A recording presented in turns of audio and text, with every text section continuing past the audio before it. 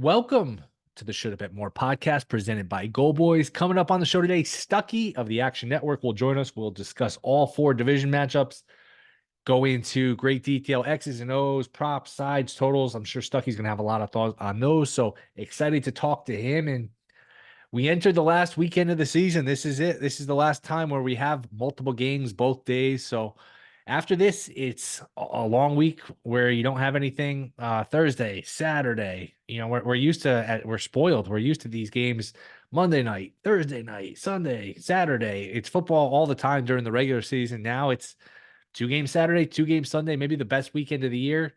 And then it's nothing till next Sunday, which, look, Conference Championship Sunday is one of the best days of the season. But after that, it's 2 weeks. It's a long layoff. It's only the Super Bowl left. So enjoy the rest of football while you can. Let's get into these games. I'll give you my picks before we get to Stuckey, and I'll just go in chronological order. I will say, and I said this on the Monday show, be careful Division Weekend. It's very easy to fall in love with these teams that won last weekend. It's the only game on. We're all watching them. I think there becomes a little bit, these dogs become a little too trendy. And I'll start there with Houston. I think this is a little too trendy here. People falling in love with Stroud. This is still a Houston team that plays in a dome. They're going outdoors in the cold against a rested, vicious, motivated Baltimore team. A lot of times you're taking the dog in the regular season. It's a good bet because who knows? Maybe the favorite, they're not focused. They're not motivated. They don't care about winning by margin or whatever. That's not the case in the playoffs. In the playoffs, these home teams, it doesn't mean they're going to win, doesn't mean they're going to cover, but these teams are not, you're not going to catch them off guard. You're not going to be overlooked in the playoffs. So you're going to get a focused Ravens team here. I'll lay the 9.5. I also like Texans team total under 17.5. Again, this is a dome team from Houston outdoors against the nasty Ravens defense. I just think Baltimore will control the ball, control the clock. Aaron Schatz and DVOA, who we've had on, and we had on a couple weeks ago, he had a stat. Houston is the second worst tackling team in the league. They had 130 missed tackles, the second most in the league. I think that will rear its ugly head. Houston really hasn't played a lot of good teams, beaten a lot of good teams. The Browns were people fell in love with the Flacco story. That was a Browns team that wasn't as good on the road. Flacco, we knew a bad game was coming in one game. I just feel like Houston, they're satisfied. They got their win. They could lose this game 49-0. They still had a great season. So I think Baltimore wins. I think they win comfortably. So Baltimore minus 9.5 and Texans team total under 17.5 for plays for me. Similar line of thinking with San Fran. I think this line is a little cheap, minus 9.5. I don't like the 49ers defense, so I don't want to lay the 9.5. If I had to take it or lay it, I guess I would take it just because of a backdoor. My bet here, and this is my favorite bet of the weekend, 49ers team total over 29.5. This got home last week with the Cowboys, same number. And you can shop around. You get 28.5, 29.5, 30.5.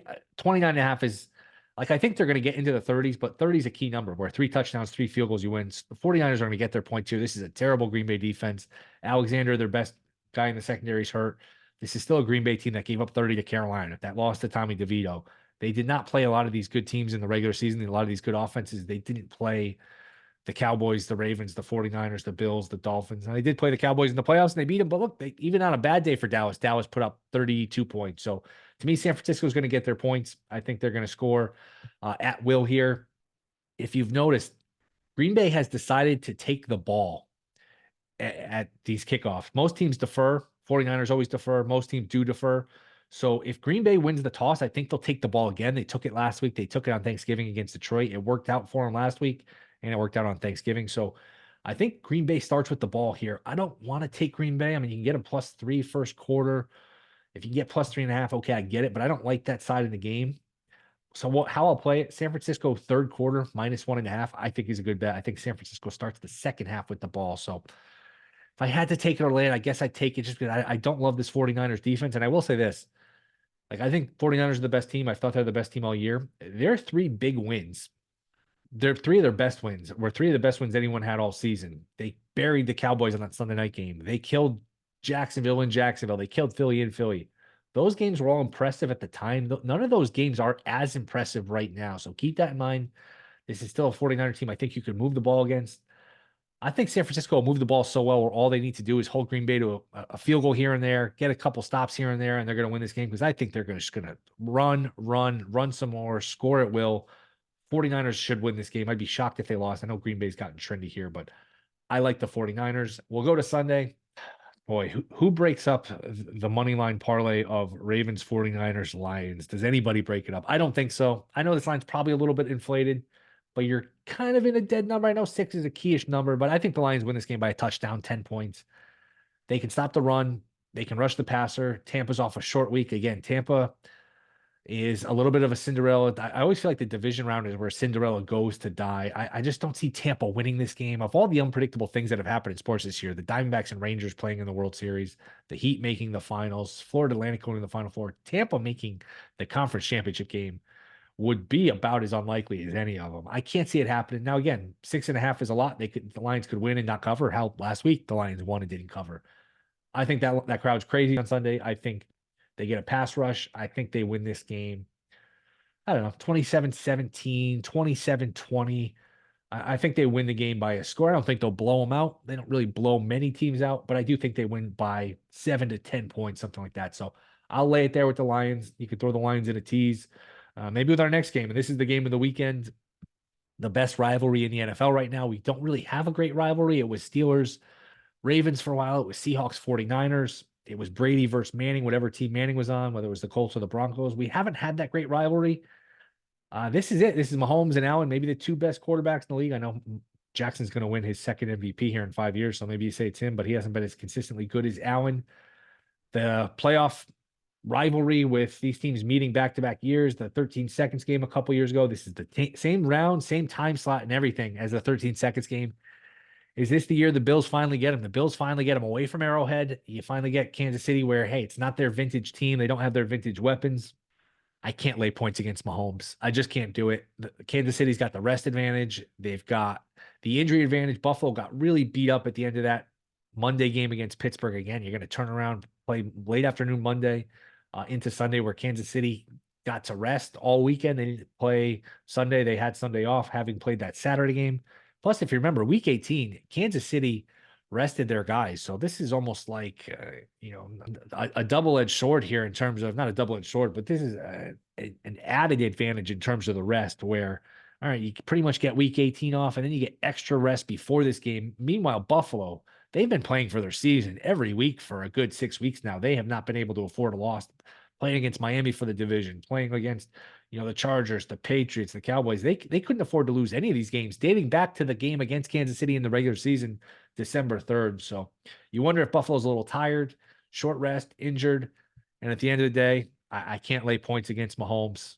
I just can't do it. It's 2.5. Don't ever bet 2.5 until right before the game because you might get a 3. I think you will get a 3 here, especially if this Buffalo injury report looks decent. But I'll take the points here. If I go down with Mahomes getting points, I go down with Mahomes getting points. I do like the under in this game at 46. I think there's a sort of a feel here when you see Allen, Mahomes, you think of these games as being high scoring, these teams as being high scoring. The Chiefs have not been that this year. The Chiefs have been an under machine, and the Bills are a little more run heavy. So I could see an under here. I could see like a 23-20 type of game. If you want just like a little sweat and you want long odds on something, overtime is 11-1. I mean, these games are always close, it seems. Kansas City isn't good enough on offense to really pull away from anybody. I don't count that Miami game last week because Miami was so beat up. I would think this is going to be a close game.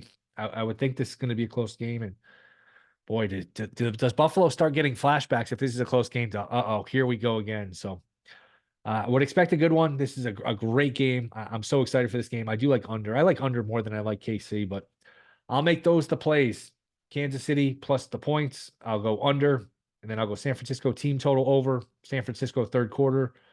I'll go Detroit minus the 6.5. And then I will go Ravens minus 9.5 and also Texans under 17.5 total points. So a lot of plays. Hopefully we can get all of them or most of them home. Excited for this weekend. Excited to get it started, starting with the Ravens and the Texans Saturday afternoon. So I don't know. Do we get a big upset? Do any of the 49ers, Ravens, Lions, do any of those teams lose? I don't think so. I know people are going to say, hey, we got a bunch of blowouts this week. We're due for close games. Doesn't always work that way. Just because we got a bunch of blowouts last week doesn't mean we're not going to get blowouts this week. They're not. I know, I understand that line of thinking, but there's no reason that any of these games have to be close. You'd figure one of the big dogs, Texans, Packers, Bucks would at least cover. I have a hard time seeing all 3 big favorites win and all cover, but it's possible. I mean, we're not, it's not written in stone that we get good games here. I would think KC Buffalo would be good, but we'll see. We will see. Just quickly here, McCarthy's going to stay with the Cowboys. I'm surprised. I'm not shocked. I thought Belichick would go to Dallas. I thought it made some sense. But Dallas has a habit of sticking with these coaches way too long. Garrett was there forever. Maybe Dallas reached out to Belichick and they got word, hey, this isn't going to work out. Belichick's not interested. He wants to go to Atlanta for whatever reason. I don't know that happened, but maybe Dallas sniffed around and said, hey, we can't get Belichick. We can't get Harbaugh. Before we fire McCarthy, let's make sure we can get one of these guys. Let's see if they're interested. And maybe they got feedback back that, hey, it's not going to happen. So let's just stick with McCarthy. Makes no sense. It makes no sense to me whatsoever. They're going to keep the head coach. They're going to keep the defensive coordinator. I mean, they're not going to win. This is why teams don't win. The worst thing you can have in sports, it's not a bad quarterback, a bad pitching staff, a bad manager. It's a bad owner because you can't trade the owner. The Knicks have gone through this forever. I'm worried the Yankees are going to go through this. The owner's there. The owner's the one constant, and there's a trickle down effect. When you have a bad owner, that leads to bad decisions, bad managers, bad everything. Now the Cowboys have won a lot of games, but you can't trade a bad owner, and it's hard to see a scenario here where Dallas actually wins under Jerry Jones. I mean, it's grim to say, but while he's still alive, while he's still involved, I think he's got too much of an ego. He wants to be the star of the team. They're not going to win with him. You can't win with a bad owner. Knicks can't win with Dolan. I worry the Yankees can't win with the Steinbrenner kid. How? You can't trade a bad owner. We've seen the Cleveland Browns be bad forever. You just go down the line. These teams that have bad owners, it bleeds into the team, and it's the guy that you don't really see during the game. He's not really talked about. He doesn't have a stat sheet, so you can't really put stats on a bad owner. But bad owners are why you don't win. And Dallas is they're not going to win. They'll win a bunch of games next year, but hard to imagine it's anything different when it comes to the playoffs. But let's talk a little more about these games. That is next. We'll get Stuckey on here from the Action Network. We'll go over all 4 games. That is next. This is the Shoulda Bet More podcast. All right, we are back. Shoulda Bet More podcast. Excited to talk some football with our next guest from the Action Network, the Prime Minister of Degenerate Nation. It is the great Stuckey. Stuckey, what's up, man? Thanks for coming on. What's going on, bro? Thanks for having me. Only seven football games left. Don't say it out loud. Don't say it out loud. I know.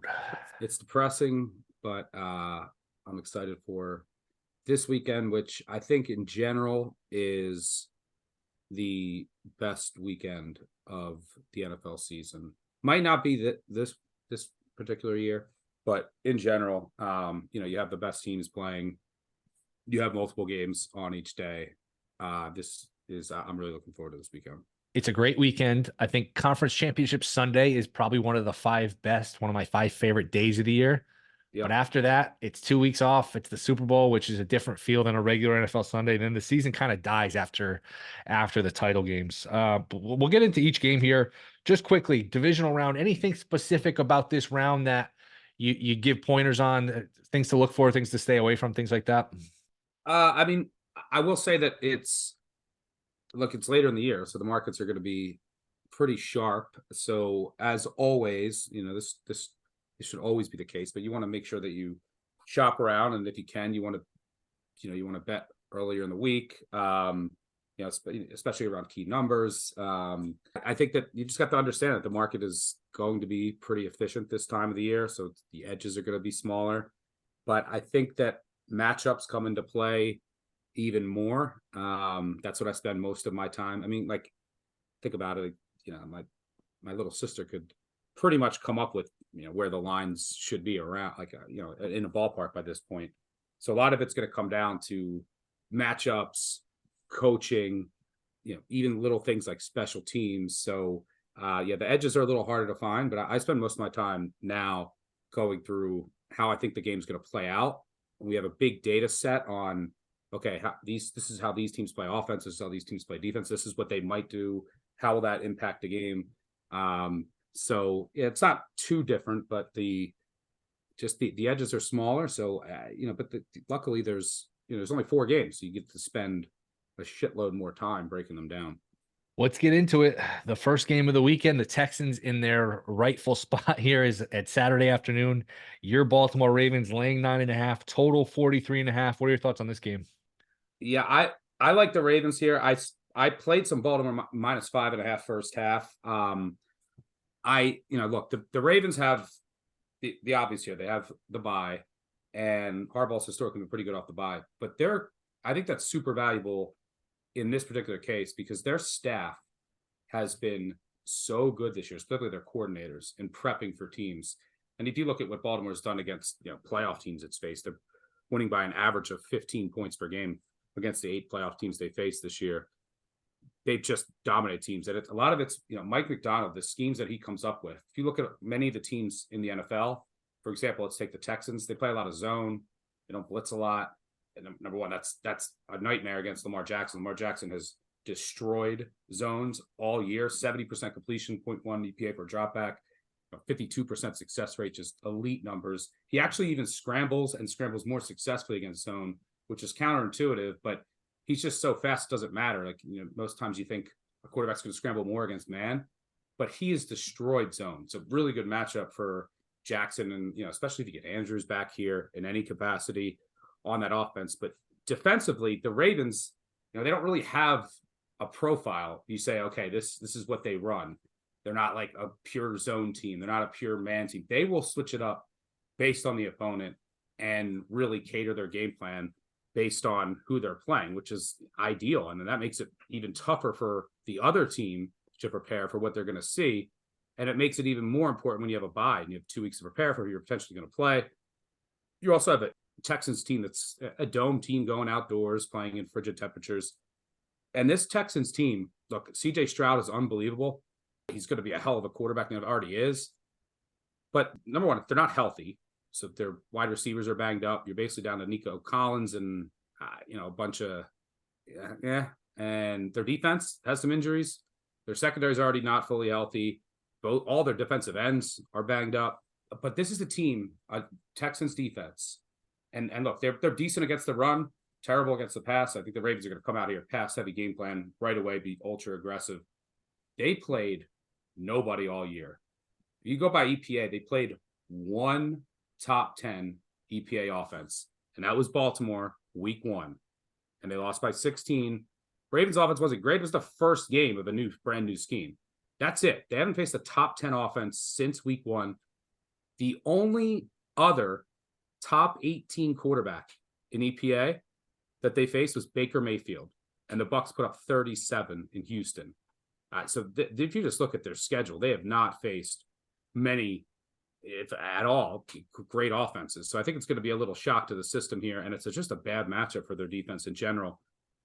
Special teams advantage, home field advantage also for the Ravens, and they're just, because of the prep, and it's always been the case with Harbaugh, and then the speed, it takes some time to adjust to Lamar's speed if you're on defense, like there's the angles you got to cut. They're elite when it comes to covering the first half. Lamar Jackson, most profitable quarterback in NFL history against the spread in the first half, 50-25, which is just a stupid number. Harbaugh, the most profitable coach in NFL history in the first half against the spread. Now, there's some overlap because obviously they're together, but if you remove Lamar Jackson, Harbaugh first half against the spread, still 58% in his career. For example, he's 7-2 against the spread with Huntley starting. So I think the Ravens are going to have a ridiculous game plan. They're going to confuse Stroud, simulated pressures. They're going to play more man because Stroud has, just absolutely carved up zone all year. Been pretty average to below average against man. So I think Stroud's going to make some mistakes early. Ravens, I think, are going to jump out ahead, which is why I prefer the first half. I also like the game, but the Ravens have a tendency to kind of play with their food sometimes in the second half. Yeah. So I can see, potential backdoor or, So I just think they're going to come out here fully focused, and there's serious advantages on both sides of the ball. So I like Baltimore first half. I think it was DVOA had this stat, most missed tackles in the league. Washington had the most missed tackles, not something you want to lead the league in. And Texans were second with like 130 missed tackles. And there was some more just X's and O's stuff where passes to the left side of the field, something Baltimore excels at. They're really good. And the Texans struggle defending passes to the left side of the field. What do you think about a Texans team total under 17.5? Figure Baltimore's going to just control time of possession, keep them off the field. You get a rookie, like you said, home team from Houston, outdoors, shivering. You think that's a good bet under 17.5, or you just worry about garbage time too much? Yeah, I don't mind that. I mean, if the Ravens just obliterate them, which they have done to teams. I mean, think back at home to the Lions, the Seahawks, even the Niners. I mean, what the Niners would, I think you get like Sam Darnold in there and scoring touchdowns. but you can't. I mean, you can't be afraid of garbage type scores on a team total under. So yeah, I like that. I also think that the Ravens. One of the other reasons I like the first half is they tend to get a little conservative late in games with the lead, and especially if their like defense just has Stroud in a pretzel, then they're going to go conservative. And it's like, hey, we got Andrews. If whatever you get from Andrews, you're not like keeping him out there with a hurt ankle. You have the Bills or Chiefs next week. It's like, let's get out of here with a win. So I think the game could die down late too. So yeah, I don't mind that look at all. Always worry about a team too that could lose this game 48-0 and they still had a great season. So I don't know. I mean, people could look, you could reverse that and say, oh, they come in fast and lose playing with house money. I don't know. I worry they're a little satisfied here. Next game. It's all about the start. It's all about the start Yeah. in this game. Like, because then you have Lamar. Does Lamar start pressing because he doesn't want a playoff game? You have all those questions. Then you have the Texans playing with house money. The Ravens get tight. But I really believe from everything that I've looked at that the Ravens are going to come out here firing, and they should get a lead early. And they've just been so good early in games. And if that's the case, it's not like the Texans are going to be able to run the ball here. And then, you're going to have a lot of known passing downs. And that's where I think you'll probably see a couple Stroud mistakes. And then I think it could get ugly from there. Saturday night, same spread, same situation. The NFC team hosting off of the bye. San Francisco laying 9.5, total 50.5. Feels like the Packers and the Texans both a little trendy. And we see this every year with the wild card. Hey, this team won last week. I watched them win. It's a standalone game, so everyone's watching the games. You fall in love a little bit with these teams that win wild card weekend. You forget these teams that are off for a reason. I don't love this Niners defense. I'm torn on the spread. I do love the San Francisco team total over 29.5. I just think they're going to get their points here. Where are you at here, Packers and Niners? Yeah, I don't mind. I like the Niners. I actually might play the team total over as well. It's almost a hedge too, because I think the only way that the Packers cover or win this game is Love's got to be like prime, Manning or Brady, and just go absolutely bananas, because think about it. Like, I don't know, when the Christmas, the Ravens went to San Francisco, 6.5 point dogs in San Crazy. Francisco. Well, now you have San Francisco, 2 weeks, you have awful bye, playing a much less experienced quarterback and a much worse team. And they're laying, I think this line should be over 10. I think you're getting a little bit of recency bias here. I think the biggest difference in this game, now San Fran's defense, it's going to be getting healthier. They should get Armstead back, should get Greenlaw back. And I think that they should be able to generate a little bit of pressure. But I just do not see, and it's also worth mentioning, the Packers have impoverished special teams. I mean, their special teams are beyond horrendous. They don't have a kicker they can trust. So, fortunately for them, they just blew out the Cowboys last week. And I think that said more about Dallas than anything. And again, it's just one game. You can go back. I mean, you could just say the Packers lost to Tommy DeVito on the road. They lost to the Steelers. You can't just focus all on one game. But they do have horrendous special teams. But I just do not see how this defense gets any stops. The biggest mismatch of the weekend to me is Kyle Shanahan versus Joe Barry. And this kind of reminds me of those old, I had a big Packers future, I think 2019. And I knew I was drawing dead when they went to San Fran. It's the same. I look at this game and I'm like, how are they going to stop the run? How are they going to stop? So number one, they're not going to be able to stop the run. Niners run a lot of inside outside zone. Packers cannot defend either. Then they can't defend the middle of the field. They can't defend tight ends. They can't defend backs out of the backfield. They can't defend slot receivers. I mean, that is the formula for how you get shredded. They also play a ton of cover 3. Purdy just rips that apart. So I don't see a path where, outside of flukes, it's one football game. I mean, you could have 3 fumbles and go for 3 on 4th down. But I just don't see how they get stops at all. Run, pass game. And then San Fran's defense, which, there's holes there, as you said, but San Fran is a top 10 defense. Green Bay is a bottom 10 defense. So, and San Fran is the better offense, as well as Love has been playing. So even if we assume Love continues to play as well, and he's been awesome. I mean, he's been arguably the best quarterback in the NFL since week 11. Even if you assume that he maintains that pace, and there's a chance that he has a drop off, he has a bad game, he has some mistakes early, then he gets rattled. Because if you think about it, I mean, the Packers, since they lost to the Giants and they got blown out by the Bucks, then they beat the Panthers, Vikings and Bears to close out the year. And now everyone is in love with them because of one Cowboys game. So I think we just need to slow our brakes a little bit. I think the Packers are set for the future. Like, you got Love, young offensive line pieces, and these weapons. They just have like where people get hurt, and then they just have another guy like just Bo Melton will have 100 yards. So they are set. They need to get a new defensive coordinator to just schematic. Like, if they had Flores, like say they hired Flores and got that schematic bump that the Vikings got next year, another year of Love and these weapons. I mean, they're going to be super dangerous next year. But this defense is horrendous. I mean, do we remember when they gave up 30 to the Panthers? And they benefited from facing DeVito, Jaron Hall starting a game. But this defense is, and even if you look at their profile, I think if you go by DVOA, they're probably 27th, 28th overall in defense. And I bet weighted, they're probably 28th, 29th. They're not getting any better. And that includes a game against the Rams. This is just opponent adjusted, not quarterback, where they played Brett Rippon. It's one of the biggest drop-offs at quarterback of the NFL from Stafford to Rippon when they dominated the Rams in that game. I just don't see how they get stops. And even if Love continues to play as well as he has, the Niners are just going to get a couple more stops.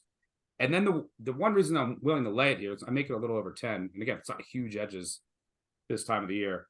But I generally don't love laying big numbers in the NFL just because there's just no reason to build margin, right? And you've seen Niners that fit this description perfectly, although not as much this year. But in the past, Shanahan hasn't been great as a big favorite because he tends to get really conservative late and has a lead. It'd be like 4th and 1 at the 12, right? He's going to kick the field goal to go up, 10 instead of go for the touchdown and the kill shot. They'll start running it more. In this game, that's fine. Like if San Fran builds a lead and says, we're just going to run it a bunch, that'll work here. And they'll continue to move the ball up and down the field. So I think that's the difference. I like your team total overlook as well, because in order for the Niners not to cover, the Packers are going to have to get like 28, 31, 34 probably. To win this game, I think they're going to have to get like 38 points. Yeah, you mentioned that 2019 game. Remember that was the year Green Bay went there twice. They went there in the regular season, got killed. I think it was on a Sunday night game, then went again there in the NFC title game. And that was Jimmy G was the quarterback for San Fran, and 49ers were like, Jimmy G's not beating us. We're not losing this game. They just handed it. I think Mostert had like 200 something yards. Garoppolo literally threw it maybe 5-6 times. So I don't think it'll be that extreme. Bananas. Yes. I don't think it'll be that extreme. But to your point, like Green Bay, there weren't that many good offenses in the NFL this year. Offense was way down. Green Bay played none of them. They didn't play the Cowboys in the regular season. They didn't play the 49ers. They didn't play the Cowboys, the Bills, the Ravens. The Packers, unless I'm missing a game in there, they just, like you said, they didn't play good quarterbacks. How about this one? If you're going to tail my team total over, I really like this one. San Francisco, third quarter, -1.5. Green Bay's been taking the ball. It's been working for them.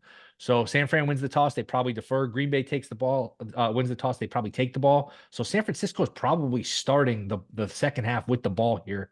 I would look to play Green Bay in the first quarter, but I don't like them in the game. So I don't know. Is that an angle that's worth exploring? The only thing I would worry about is I was thinking about this for every game.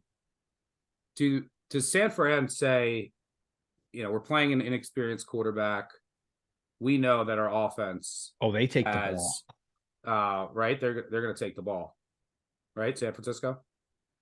Hadn't thought about that. Certainly throws a little monkey wrench into my handicap. That's the only thing I'm thinking. I mean, you should defer. Yeah. But like, for example, the Ravens, when they played, the Ravens always defer, but they played the Lions earlier this year at home. Yeah. And they won the toss and took the ball. And I was like, wow, this game's over. Because I was like, I know that they know that they're going to jump out.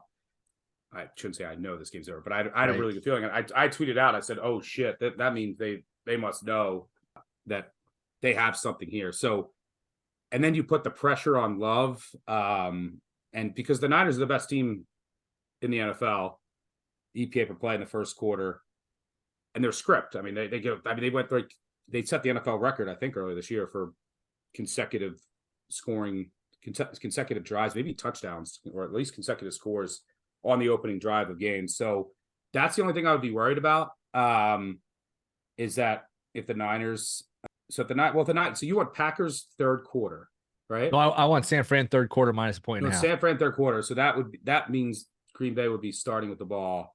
So that's the only thing I'd worry about. But I still don't mind it. Yeah. But that would throw a little wrench into it because you wouldn't Right. have the Sure. ball. Sure. That's a big part of They're the more handicap. likely, I think, to defer, but I can see them. I could just with this matchup playing an inexperienced quarterback, you're gonna have an elite script. So let's just jump out and put the pressure on this kid. And their offense has been hot. We don't have to get tight if they go score. I could see it. I don't know. I'm just bullshitting off the top of my head. But Right. I And was you think thinking Green about Bay that. probably takes the ball though, right? Because they did it Thanksgiving, it worked for them. They did it last week, it worked for them. If they win the toss, they probably say, hey, let's do the same thing. Let's take the ball, I would think, right? Yes, I agree. Yeah. All right. Sunday afternoon, Lions laying 6.5. All these games are right around a key number. Total 48.5. Do you like a side total, anything in this game? I show a little value on the Bucks. I'm gonna wait to see if I can get a flat 7. I think you will. I think that from what I've seen, I was curious to see like what the splits would be in this game, and public can sometimes weigh in on playoff games, but really specifically the Super Bowl, especially like throughout the week. Then it'll get shaped later, but I think we'll get a 7 at some point. Widely available. So one of the things I like about this is that if you earlier this year when these two teams played, you might look back and you say, "Oh wait, they played. Let me look." And the Bucks only scored 6 points, but I watched that entire game. Mayfield missed like 3 80-yard touchdowns. There were guys wide open downfield, and he just had a horrendous game. It was just coverage busts all over, and that's what's going to happen against Detroit. But in that game, almost a third of his passes were 20-plus yards downfield. Like they came out and they said, "That's how we're going to beat Detroit." Just he had an off day. Last week against the Eagles can't cover anybody. At all the injuries in the secondary. And sometimes the Bucks, they get a little like, we're gonna run it. We're gonna be a little inefficient on offense or on early downs. Not as bad as it was with Leftwich, but they still have done that at times. Not last week. They came out again, 75-80% neutral pass rate. So they get it. I'm confident that they get it. They're going to come out and throw here because they can't run it, and you can't run in Detroit. So you got to come out here and you have to throw it. You have huge advantages on the outside, and my boy Kate Otten, of course. But specifically outside, you have major advantages. That's what they have to do. And they also, Bowles can come up with some, I've seen it come up with some brilliant blitz schemes. Now, it's indoor Goff at home where he's usually good, but if you can get home on the blitz, because Goff's production drops off against the blitz pretty significantly, then you can rattle him, and then he just turns into pumpkin Goff, even indoors at home sometimes. So that's another potential advantage. I make this 4-8. I played some Godwin props because he's my target in this game. One of my favorite bets was over, I don't know what it's at now, over 20.5 longest reception. I played over yards, over catches. I think Vildor is the worst corner in the league. I've been very vocal about that for a long time. He's only in there. He's starting outside corner for the Lions. He's only in there by default. Like they're like, all right, let's try Jacobs. Let's try. And they keep trying. And then now he's just the next guy up. He's allowing 22.8 yards per catch out of 150 corners with 100-plus snaps. The next worst is 17-7. He's allowing 5 yards more per catch. And I think, so what's going to happen, what the Lions are going to do here, one of two things. They're either going to take Sutton, who's like replacement level. Lions fans think he's good. He's not. But he's just like dead average to slightly below average corner. They might use him and shadow Evans. They've shadowed with him sometimes this year. And if that's the case, that means Godwin is going to be on Vildor most of the game. And one of the things that the Bucs have done over the past month is they've reduced Godwin's slot snaps. And I think he's only had like 10 last week, 10 the week before. And that's a good thing for his props because then he'll be on the outside more, and he's usually more times than not on the right side, which is where Vildor usually is, or if they're using Sutton as a shadow, wherever Godwin is, Vildor is going to be. And then you don't want him in the slot this game because that's where the Lions' best coverage options are. You have Branch, you have CJ Gardner-Johnson now. So I think Godwin is going to just have, ample opportunities to make huge plays. And it over 20.5 or 21.5, Vildor's getting up 22.8 a catch. So, and I think the line, and look, this is indoors. I think the Bucs are going to come out pass heavy, and I think he's going to get a ton of looks here. So against the Lions team that's allowed the third most yards to receivers, I think the Bucs get it. They come out throwing. I make this closer to like 5. I like targeting Godwin for some props, and if this gets to 7, I'll have to play the Bucks.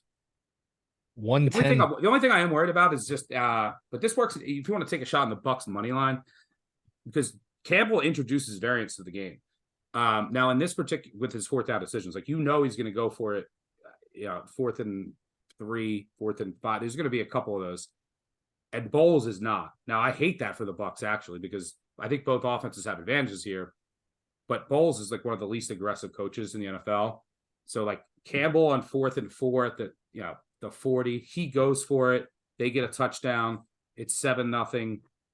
Bucks come down. It's 4th and 4 at the 42. Bowles punts, and then you're like, oh my god. And then your cover win probability in the game just got shattered. So I'm a little worried about just the aggressiveness of Campbell, but from a money line perspective, that's like what would make the Bucks even more intriguing. Is that Campbell's going to introduce variance into this game. You could get a really good Bowles blitz scheme, like I said, and there's no reason why, Baker's on and he looked good and healthy last week, why, you can't throw all over this Lions defense. Yeah, and give Campbell credit. That was a big reason they won last week, because he was aggressive. I mean, 4th and goal from the 2. He didn't kick the field goal and take the 3. He went for the touchdown. He got it. And then at the end of the game, Rams were in a tough position without their timeouts. I think it was 1 timeout, and we're at the 2-minute warning. A lot of teams, it was like 2nd and 9. A lot of teams just run it twice, hope to get a first down, and then just bleed the clock. He came out 2nd down, boom, threw it, game over. So, and that's his personality, and it's smart because your offense is good and your defense is not. Right. So yeah, and like people were mad at the 4th the 2-point conversion with the 7. Like you're going for like the potential 1 seed. What is the upside? You're on the road, and that's who they are. They have to be that way. So I know that it's like from a pure, it's like 1 to 3%. I get it, like a bad decision that you should have kicked the extra point, but that's who they are. And they're aggressive, and their offense is good. Their defense isn't very good. So and then look, they're going to be underdogs. Say they get to the Super Bowl, that'll be a good thing there too. If they're playing a team that's much better than them, or if they're playing San Francisco in the NFC Championship game, they should be doing that every time they possibly can. Go for it on 4th down.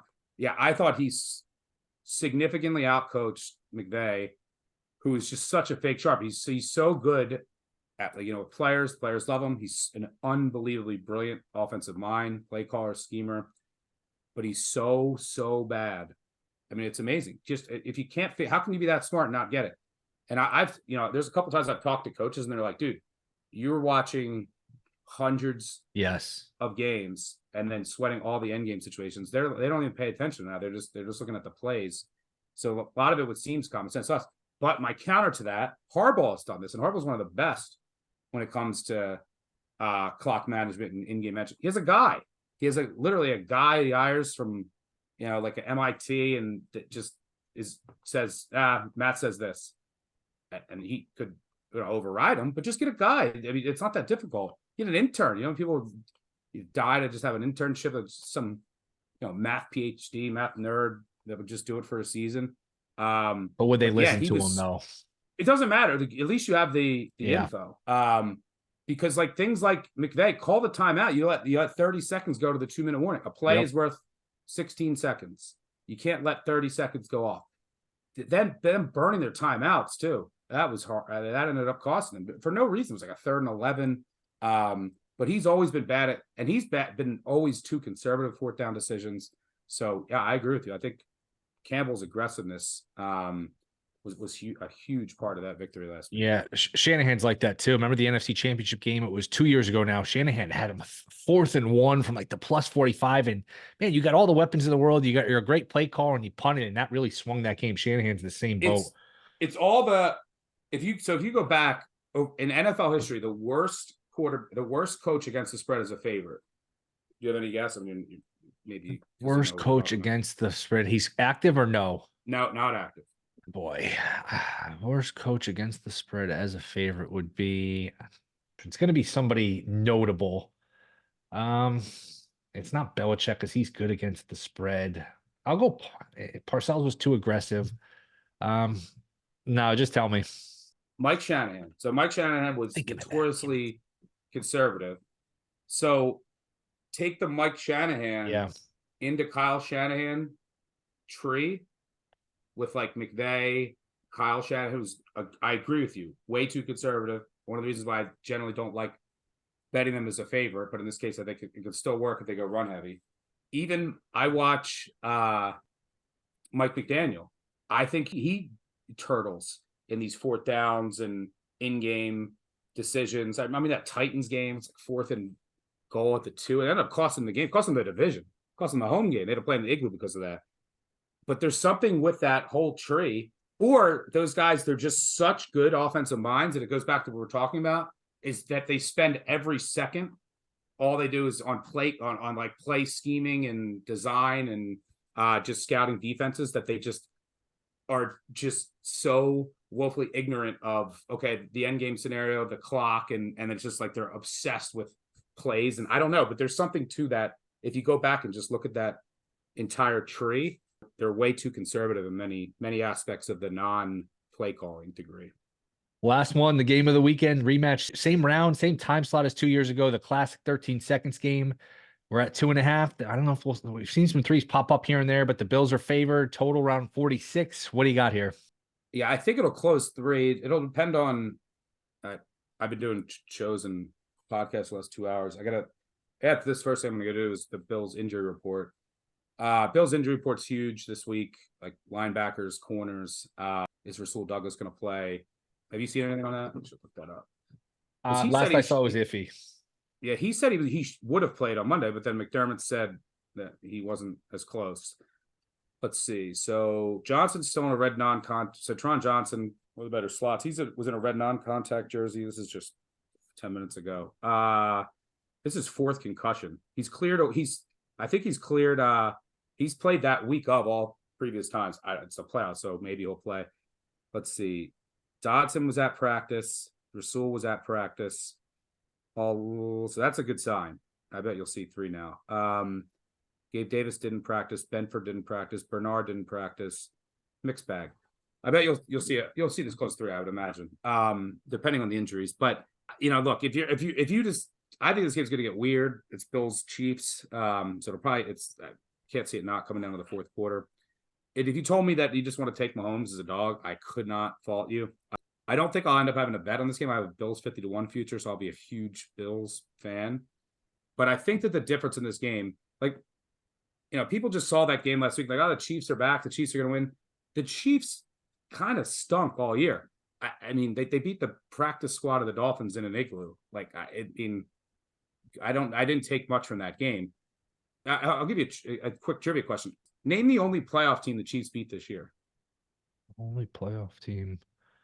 Well, it has to be Miami because they beat Miami. Yeah, it's the Dolphins. They beat no other playoff teams all year, which is shocking. They play in the AFC. Like you play. Wow, yeah, that's a good point. They even lost to the Packers, but they lost to the Bills. They lost to the Eagles. But yeah, that's it. The Dolphins are the only playoff team they beat all season, and they didn't look great at all. And the reason for that is, and there's a couple matchup advantages I like for the Bills here, assuming that they're relatively healthy. One, why were the Chiefs broken this year on offense? Well, their tackles were awful. And that's a huge problem that not a lot of people talk about. Everyone talks about their weapons, and their weapons suck, which is true. But their tackles were horrendous this year. Bills can get pressure off the edge, and they can do it without blitzing. You can't blitz Mahomes. You can't. I don't care where you're playing. You can be playing on the moon. You can't blitz him. Last week, because Miami didn't have any DNs or linebackers left, Fangio was cover zero blitzing to try to generate pressure. Can't do that. I don't care if you're playing on Neptune in negative 1,000 degrees. Bills don't blitz. So that's step one. Get pressure off the edge, don't blitz. They have the safeties and linebackers, assuming they're relatively healthy, to just bracket Kelsey, who's not the same player. I mean, he gets 100 yards every playoff game. I'm sure he'll have like 10 targets, but he's not the same player, not the same explosive player. And if you have Rasul Douglas, you put him on Rice, and then it's like, who are you throwing to? That's why the Chiefs' offense is broken. And there's only so much Mahomes can do. And the Bills match up well against them. Again, assuming like you need Douglas is important here, and Johnson as well. Those are the two I'd be watching. And then you need at least one of your linebackers. And on the other side of the ball, the Chiefs' defense remarkably improved overall. They still can't stop the run. It's still bottom, 6-7 run D. And now the Bills are the most, since Brady took over, the most run-heavy team in the league. Weeks 1 through 10, 8th in pass rate. Weeks 11 through last week, 32nd. Most run heavy team in the league. Chiefs can't stop the run. Go back to that Dallas game in Buffalo. I kind of think that's how Buffalo might approach this, especially if they have some defensive injuries. You just keep Mahomes on the sidelines and you say, we're going to line up and we're just going to fucking run through you the entire game and not stop. And that's a lot of Allen. That's a ton of Cook. And that's just, and then you take your shots. You draw your safeties up. You take occasional shots to Diggs. And that's the biggest matchup advantage in this game to me, which I think ultimately will be the difference, is that the Bills should be able to consistently run on Kansas City. And then you have easy third down, much more manageable third downs. And then the other side of the ball, they should be able to get pressure off the edge. And then they have the guys to, it's not difficult to come up with a scheme to cover the weapons on Kansas City. Here's how Kansas City can still beat teams with these weapons, is that Mahomes is the best quarterback on the planet. So if you can't get pressure on him, or if he's able to, buy time, it doesn't matter who the receivers are. You just can't cover for that long. But if you can get pressure, they're not difficult to cover. And Buffalo can generate pressure without blitzing, which is the key, because Mahomes is so good at reading where the blitz is coming from and then getting the ball out in space or just evading it. And then you got no one downfield. So I think that's the biggest advantage of this game. I think 3 is the perfect number. Like if it was 3.5, I'd probably bite on some Chiefs. If it was 2.5, which it was flat 2.5, I would have played the Bills, but the injuries were too much of a concern for me. Plus I already have some exposure with the future. I think it'll be a great game. It'll be weird. It's Bills Chiefs. So something weird will happen in the fourth quarter, as it always does. It would be funny and fitting if what that weird thing was. Sorry, I'm rambling. You're like, oh, we need 10 minutes. I was like, I should have reminded you, well, you can't get me on a call for a podcast for only 10, 20 minutes talking. I'll go for 3 hours. But it'd be weird and fitting if the last time these two teams played in the playoffs, we changed the overtime rules. And because the Bills didn't get to get the ball. The Chiefs won the toss. I had a Bills future that year too, which brutal. Bills didn't get a chance to get the ball. We changed the rules. We haven't seen an overtime game with the new playoff rules, whereas if you score a touchdown, no matter what in the playoffs, the other team gets a chance to get the ball. 2 things there. One, I'm so curious to see what the first team that wins the coin toss does. Mathematically, you're supposed to, it's like a 1.5% win probability difference, but you're supposed to kick, right? You kick, you defer, and then you try to stop them. And if you get the ball, a field goal wins it. If they get a field goal, you either need a field goal or a touchdown to win it. Not a huge difference, but you should defer. But how fitting would it be if goes to overtime, this game, first overtime game since then, Bills elect to receive, because McDermott would do something like that, and they score a touchdown, but the game's not over because of the rule change. And then the Chiefs score a touchdown and match them. And then the Chiefs end up winning under the new playoff overtime rules. I don't know if anyone just followed my ramble, but did you follow that? I did, and I could certainly see it happen. Stuck, you're the best man. I appreciate you doing this. Where can everyone find you? At Stuckey2 on X. You can find Action Network Podcast, NFL, Big Bets on Campus, College. Appreciate you having me on to let me ramble. Good luck this weekend, and happy late New Year. Let's do this again pretty soon, man. Appreciate it. Thanks, Manny. Absolutely, brother. All right. Thank you to Stuckey. Stuckey was awesome. Just so people know, we do these through Zoom. Zoom boots you out of 30 minutes, a 30-minute max with Zoom. So that's why the ending was a little bit rushed. But, man, could have talked to him forever. A lot of great information, very detailed, very comprehensive. So want to get him back on. He said he'll come back on in a couple of weeks to talk some college basketball. He's a wizard betting college basketball. I did ask him off the air after, hey, who's the most underrated team in college basketball right now? And he said St. John's, for what that's worth. So thank you to Stuckey. He was great. Have him on again soon.